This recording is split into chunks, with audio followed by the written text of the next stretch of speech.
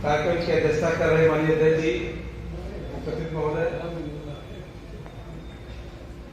संचालन कर रहे उमेश जी एवं सभी यहाँ पर जितने भी लोग उपस्थित हैं, सबको मैं क्रांतिकारी जय जय करता हूँ। साथियों, आज हम यहाँ पे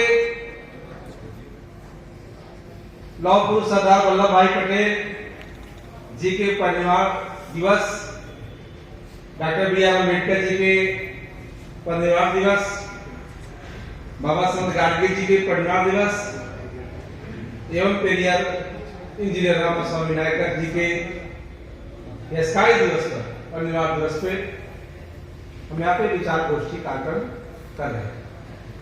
इन सारे लोगों का जिनका नाम लिया गया, इन सारे लोगों ने अपने अपने स्तर से समाज को आगे ले चलने का काम किया। किसी ने सामाजिक न्याय की लड़ाई लड़ी,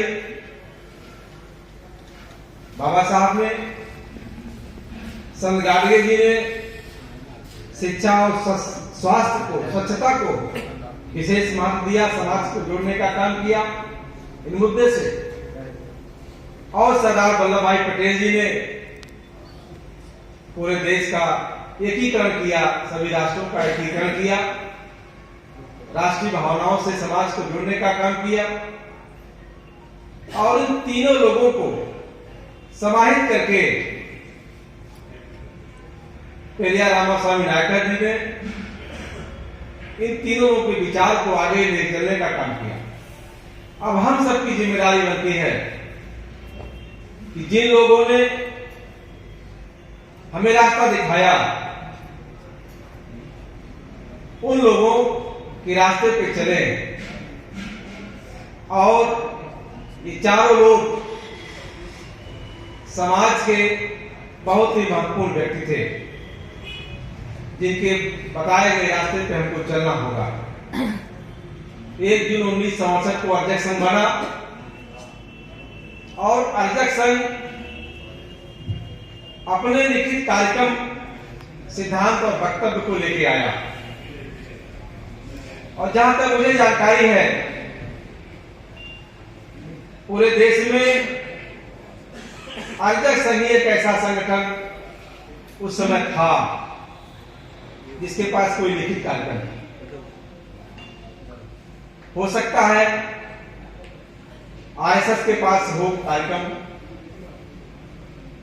जो समाज में नफरत फैलाने का काम करता है, लोगों को लड़ाई, लोगों के अंदर भेदभाव, वैमनस्यता, उच्च नीच, छुआछूत, भेदभाव, यानी जितनी सामाजिक बुराइयां हैं उन सबको मजबूत करने का काम करता है। लेकिन अर्जक संघ जब अपने कार्यक्रम को लेके आया तो एक उम्मीद जगी, लोगों को एक रास्ता मिला कि हमें इस रास्ते पे चल करके बेहतर समाज को बनाने की जिम्मेदारी हमारी है, हम बना सकते हैं। आज के जो मौजूदा हालात हैं, उन हालात में अर्जक संघ और भी ज्यादा महत्वपूर्ण हो जाता है, क्योंकि आज देश के सारे संवैधानिक संस्थाएं, चाहे वो शैक्षणिक संस्थाएं हों,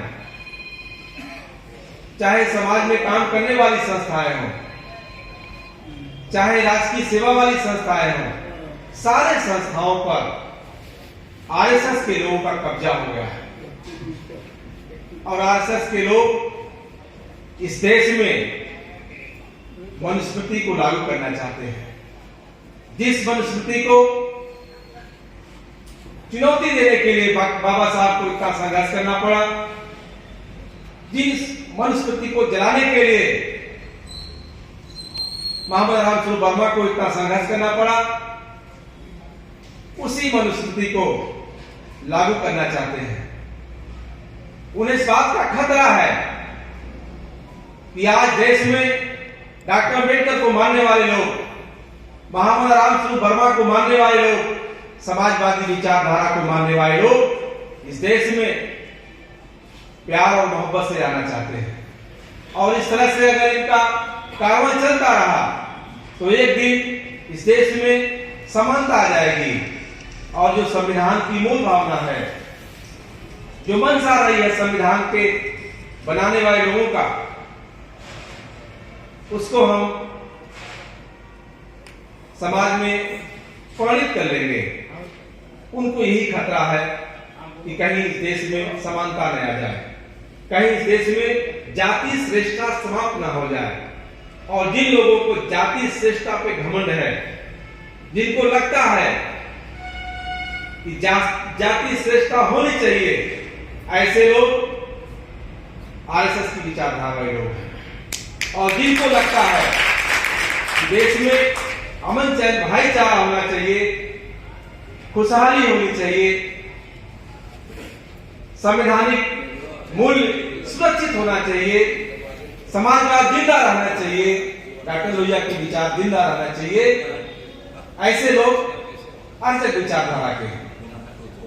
ऐसा नहीं है कि आरएसएस विचारधारा के लोगों की संख्या कम है। आरएसएस विचारधारा के लोग एक माले में नहीं हुए जा रहे हैं। अभी आप चले जाओ, चर्चा करो, ज्यादा लोग समानता के पक्षधर हैं, ज्यादा लोग प्यार चाहते हैं, सबके मन में एक दूसरे के प्रति प्यार है। नफरत फैलाने वालों की संख्या बहुत कम है, फिर भी नफरत फैलाने वाले लोग इस नाते हावी हैं कि नफरत फैलाने वाले लोग गोलबंद हैं, लामबंद हैं, और हम लोग लामबंद और गोलबंद नहीं। हमें संगठन के माध्यम से लामबंद होना है, गोलबंद होना है। आरएसएस संघ उस तमाम लोगों का, संगठनों का एक संगठन है जो विचारधारा को, कार्यक्रमों को वर्णित करके लिखित समाज में देने का काम किया है अपने 14 मानववादी त्योहारों के अंतर्गत। अगर 14 मानववादी त्योहार हमारे ब्लॉक स्तर पे, प्रखंड इकाई के स्तर पे आयोजित किए जाए तो हमारा संगठन बहुत मजबूत हो जाएगा।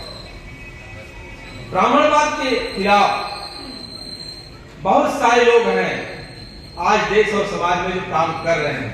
सारे लोगों को इकट्ठा होना होगा, अपने अपने तरीके से सब लोग का काम है, लेकिन सारे लोगों को इकट्ठा होना होगा, क्योंकि जो 2024 की चुनौती है उस चुनौती को आपको स्वीकार करना होगा।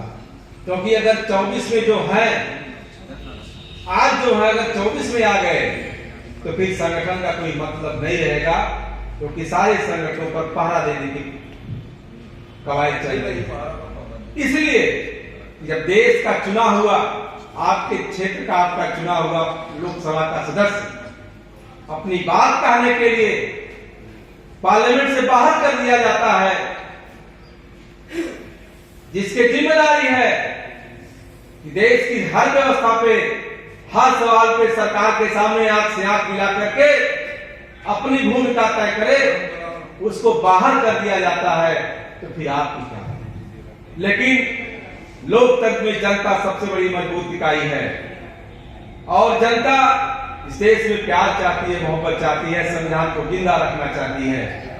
इसलिए हमें आपको यकीन करना होगा और मजबूती से यकीन करना होगा कि संविधान को बेचने वाले, संविधान को बदलने वाले, देश में नफरत फैलाने वाले, देश में मनुस्मृति लागू करने वाले, मनुस्मृति लागू करने का सपना देखने वाले लोगों के दिन जाने वाले हैं, उसको हम लोग दफन कर देंगे।